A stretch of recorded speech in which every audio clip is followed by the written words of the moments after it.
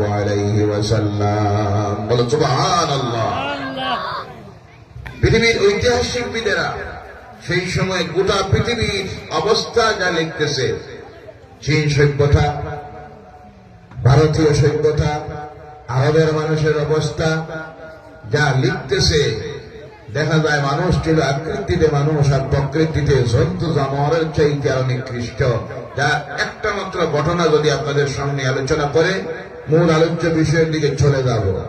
আল্লাহ রসুলের কাছে রসুলের একজন সাহাবী এসে বলেন, ইয়া রাসূলুল্লাহ সাল্লাল্লাহু আলাইহি সাল্লাম, আমার জীবনের একটা গুনাহ আল্লাহকে মাফ করবেন?